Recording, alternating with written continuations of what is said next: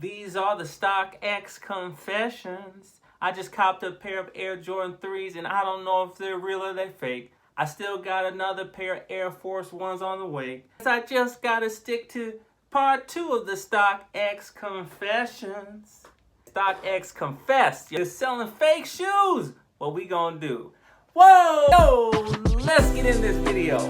What is going on with YouTube? It's your main man Fortunes, and we're back again with another video, y'all. We appreciate y'all so much for tuning in and rocking out with us. Those good things for us because it helps the channel to grow to a whole nother level in the game. Or this could be your rookie season. This could be the channel for you because we do on-fix, we do sneaker reviews, sneaker news, actually sales shoes, so much on the channel. Oh, so much more. If you're liking the content that you're finding on this channel, then share it with a friend. But remember, your mama taught you if you didn't have nothing nice to say, then to it, man, because Fortunes is a finesse and nothing less. We ain't selling fake shoes. What is going on with YouTube, man? StockX has confessed. They confessed, y'all. There's so much stuff going on right now. Man, we are trying to keep up. But man, the train, like you said, once that train gets moving, man, it ain't gonna stop. There's been a lot of news out there. The court cases have become unsealed. So now we're finding out information just actually what Nike was suing about. But y'all, we know that Nike has been going after StockX for years because they're selling shoes under retail that Nike is trying to sell for retail, kind of forcing Nike's hand to put their shoes on sale in a lot of cases. Which, by the end of this video, I'm going to let you guys know how I feel and my opinions from buying from StockX. Because Fortunes, what do you think? So let's just put the news out there front and center. Y'all could tell by the thumbnail that StockX has been accused of selling unauthentic sneakers. So I came into the sneak game and started selling pairs, buying pairs, etc., etc. People told me from the start, I had a Jordan 3 and I said, dang dog, we just paid like $200 for this and we could have got it for $160, on StockX. And the first thing my friend says to me is, oh, StockX, man, they sell fake shoes. And I didn't want to believe it at that time when he said that. And then another shoe came up, a Jordan 3 Wizards, not the True Blue, but a Jordan 3 Wizards.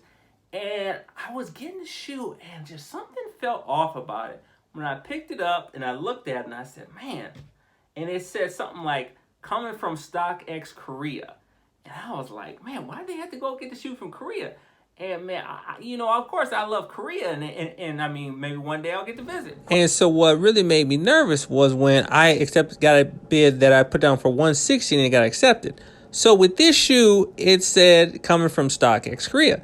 And I'm like, dang, this shoe is supposed to be over $200 and somehow I got it for $160. That's crazy. They get overseas pairs. You know what I'm saying? Because like, why couldn't they get a pair from New Jersey or something? That's what I'm saying. If you leave a bid on there, real facts. Now, y'all know that bid is going to get taken sooner or later.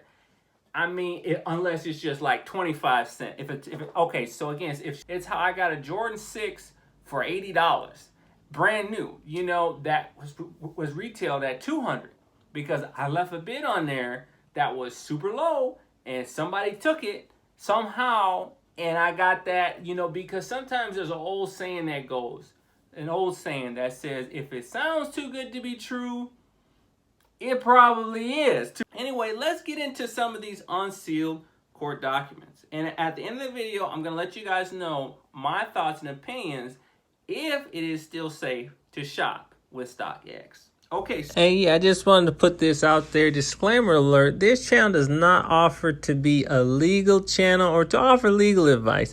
But this channel does offer sneaker advice, y'all. So again, take everything lighthearted. This is to be fun, to learn about it. But we do not pretend to be lawyers or engage in legal. Sneaker legal. So he brought out there that StockX has admitted its authenticators cannot determine if a product is authentic, that it knew it was passing counterfeit footwear and it had no idea what percentage of fakes were making it through authentication and into consumer hands. So basically, okay, so I watched the video, Authentic Checker at StockX. Authentic Checker checking the shoes at StockX if they're real or not, you have to touch approximately maybe 50 shoes an hour, probably a little bit more than that. So we're talking about spending about, and I have worked in production warehouses, I have worked in production, I do know how that is, fulfilling orders and checking Q&A products. You don't have a lot of time. You do not have a lot of time. So you have approximately a minute and 30 seconds to check those shoes. Okay, so if you have experience, if you're more experienced, more seniority, depends on which quality section you're going to be in. Maybe you're going. And the more experience you have, the more you'll be able to know which one's real and which one's fake and that kind of stuff.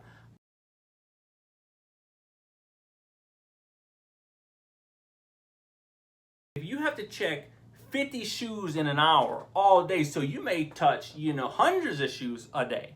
You know what I'm saying? So you would have to be so good at that you can check that shoe, smell it, and okay. So the question is, do you think one platform's authenticators are better than, say, another platform's authenticators? Okay, or maybe it's the management of the platforms. Okay, so what platforms are we talking about here? So we got StockX does authentication. We got eBay does authentication. GOAT, Flight Club. Now you got Poison. And now eBay does it. So the stories that I've been kind of hearing is that eBay is really good. eBay says it would be a disservice.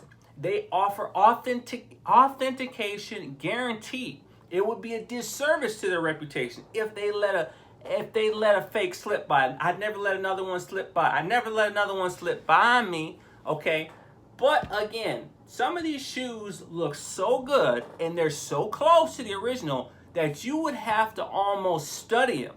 You would have to watch a few different videos to know if that's the real one or the fake one. Prime example that I had to learn 2 shoes to how to legit check them, that I could legit check them. One is the Jordan 11 Cherry that came out in 2022, the high, okay? And then 2, the Jordan 4 UNC, the University Blue. Those shoes are really hard to check because they look almost the same when you're holding the fake one and the real one. But some people can look at that shape and they can just tell, boom, oh, that's the fake one.